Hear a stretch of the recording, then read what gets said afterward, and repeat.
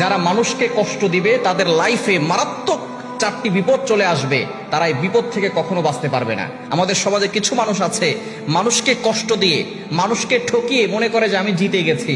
মনে রাখবেন, এটা কিন্তু আসল জেতা নয়। আসল জিত হবে আখেরাতে।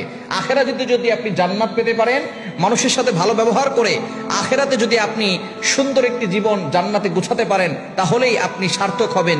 এছাড়া কখনোই কিন্তু আপনি সার্থক হবেন না, সাকসেসফুল ম্যান হতে পারবেন না। এজন্য মানুষকে কখনো কষ্ট দিবেন না। সহিহ মুসলিম শরীফের হাদিস, নবীজি সাল্লাল্লাহু আলাইহি ওয়াসাল্লাম জানিয়ে দিয়েছেন, আল মুসলিমু মান সালিমাল মুসলিমুনা মিন লিসানিহি ওয়া ইয়াদি।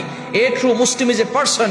প্রকৃত মুসলমান হচ্ছে ওই ব্যক্তি, those hand and mouth for safe everyone, যার হাত এবং মুখ থেকে সকল মুসলমান নিরাপদে থাকে। কাউকে কষ্ট দিবেন না। যারা কষ্ট দেয়, এক নাম্বার তাদের শাস্তি হচ্ছে তারা কখনো শান্তি পায় না। আল্লাহ তাআলা তাদের অন্তর থেকে শান্তি কেড়ে নেন, তাদের অন্তরে আল্লাহ তাআলা কষ্ট চাপিয়ে দেন।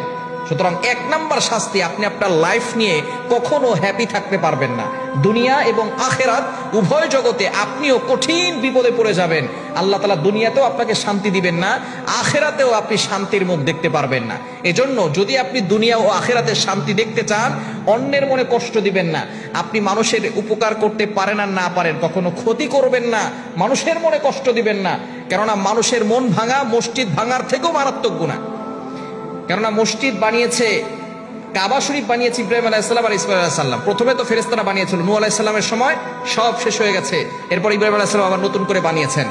কাবা শরীফ বানিয়েছেন ইব্রাহিম আলাইহিস সালাম আর ইসমাঈল আলাইহিস সালাম। কিন্তু এখন কথা হচ্ছে, মানুষের মনটা, মানুষটাকে বানিয়েছে আল্লাহ তাআলা নিজ হাতে। এটার গুনাহ হচ্ছে ভয়ঙ্কর গুনাহ। এজন্য মানুষের মনে কখনো কষ্ট দিবেন না।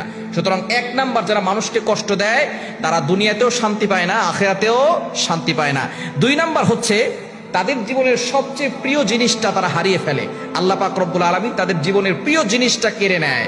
আপনার জীবনের যে প্রিয় জিনিস আছে, আপনি হারানোর জন্য প্রস্তুত থাকেন, কারণ আপনি মানুষের মনে কষ্ট দিয়েছেন। এজন্য অবশ্যই মানুষের মনে কখনো কষ্ট দিবেন না।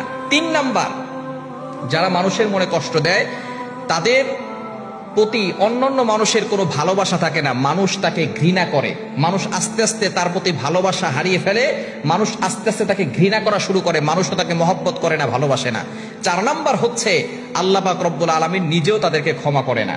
যারা মানুষকে কষ্ট দেয় আল্লাহ তাআলা ক্ষমা করে না। মনে রাখবেন, আল্লাহ হচ্ছেন ইনসাফকারী, আল্লাহ হচ্ছেন ন্যায় বিচারক। আল্লাহ তাআলা কখনো কারো প্রতি জুলুম করবেন না। যারা অন্যায় করে, মানুষের মনে কষ্ট দিবে, আল্লাহ তাআলা তাদেরকে ক্ষমা করবেন না যতক্ষণ পর্যন্ত ওই মানুষ তাকে ক্ষমা না করবে। এজন্য খুব কেয়ারফুল থাকবেন, মানুষের প্রতি কখনো অন্যায় অবিচার করবেন না, মানুষকে কষ্ট দিবেন না। তাহলে কিন্তু আপনি দুনিয়া ও আখিরাত উভয় জগৎটাকেই ধ্বংস করে ফেলবেন।